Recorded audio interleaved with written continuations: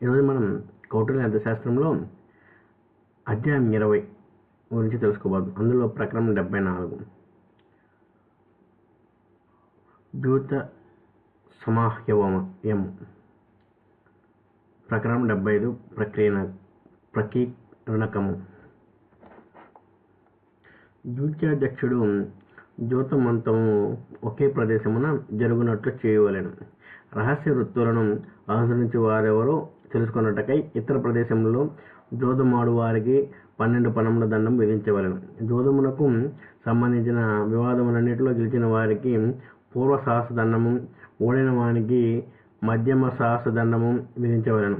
ఎలయన వీడు జ్ఞానహీనుడై ఎలాగునైనా గెలవగలవాడు, అందుచేత నష్టమును భరించజాలని వాడు అని ఆచార్యుడు. ఇట్లు చేయరాదు అని కౌటిల్యుడు. ఏలయన ఓడిన వానిపై రెండింతల దండమును విధించిన పక్షమున న్యాయమునకై ఎవరు కూడా రాజవద్దకు రాజాలరు. ప్రయాసముగా జోదగాండ్రుదరు మోసములోనికి దిగువారగుదరు. జూతశాలల యాజమాన్యులు జోదగాండ్రకు శుద్ధమైన గవ్వలను, పాచికలను సరఫరా చేయవలెను. అట్టివి కాని గవ్వలను, పాచికలను సరఫరా చేయు వారికి దండం 12 పనములు. కూటధ్యుతము చేయువాడు పూర్వ సహస్ర దండమును చెల్లించు గెలుపొందిన ధనమును ఇచ్చివేయవలను. మోసము చేసిన వానికి దీనితో పాటు స్థేయ దండము కూడా విధించవలను. ద్యూతశాలయజాని గెలిచిన ధనములో 100కి 5ను గవ్వలకు, పాచికలకు, తులు సంచులకు, దంతశాలలకు అధ్యయం. నీటికి, నేలకు, జ్యోత్య కర్మకు ఖర్చులను తీసుకొనవలెను. ద్రవ్యముల తాకట్టును, విక్రయమును జాగ్రత్తగా చూచుకొనవలెను. పాచికలకు, నేలకు, చేతులకు సంబంధించిన దోషములను నివారించిన ఎడల దండము 2. దీనిని బట్టి విద్యను, శిల్పమునకు సంబంధించిన సవాలును తప్ప తక్కిన సవాలను తెలుసుకొనవలెను.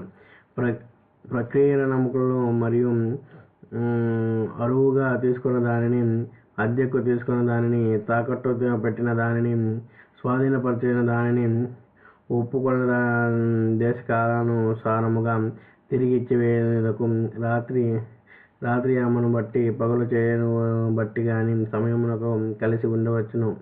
ఏర్పరచుకున్న దేశకాలమునకు అతిక్రమించినందుకు బ్రాహ్మణుని వద్ద నుండి శుల్కమును, బల్లకట్టు రుసుమును వసూలు చేసినందుకు పొరుగు వారింట్లో పెత్తనదారులను, వారి తరువాతి వారిని కాదని మరొకరిని ఆహ్వానించిన దండము 12 పనములు. ఇంకొకరికి అందజేయవలసినదిగా తన చేతికిచ్చిన వస్తువును అందజేయకపోయినందుకు, సోదరి భార్యను ముట్టుకున్నందుకు, ఇతరి ఆధీనం దున్నవేశ్యను పొందినందుకు, పరుడు ఒప్పందము చేసుకున్న వస్తువును కోరినందుకు, ముద్ర వేసిన ఇంటిని తెరచినందుకు, ఇంటి పొరుగునందున 40 కుటుంబ వారికి బాధ కలిగినందుకు దండము 48 పనములు. కుటుంబ నిక్షేపమును తీసుకొనలేదని అబద్ధములాడినందుకు, స్వతంత్రముగా జీవించు విధముగా ఆచరించినందుకు, ఆర్య స్త్రీని ముట్టుకునిన ఆపదలోనందు వానికి రక్షించుటకు పరిగెత్తినందుకు, అకారణముగా పరిగెత్తిన వారికి, దేవపితృ కార్యములో శాక్యులకు, అజీవులకు, ఋషులకు, ప్రవ్రాజితులకు భోజనం పెట్టువానికి దండము 100 పనములు.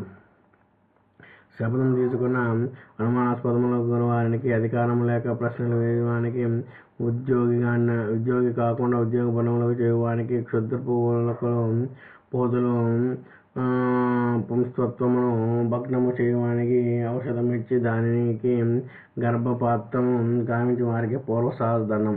తండ్రి, కుమారుడు, భర్త, భార్య, సోదరుడు, సోదరి, మేనమామ, మేనల్లుడు, గురువు, శిష్యుడు వీరిలో పతికులు కానప్పుడు ఇంకొకరిని విడనాడినందుకు, సార్థవాహములతో కలిసి వారిద్దరిలో ఒకడు ఇంకొకరిని గ్రామ మధ్యమున విడనాడినందుకు పూర్వ సహస్ర దండము. అరణ్యములో విడనాడినందుకు మద్యపాన సహస్ర దండము. అందుమూలమున వారికి హింసించగలిగినందుకు ఉత్తమ సహస్ర దండము. సార్థముతో వీళ్ళు ఇతరులకు సగం దండము బంధింపకూడను అని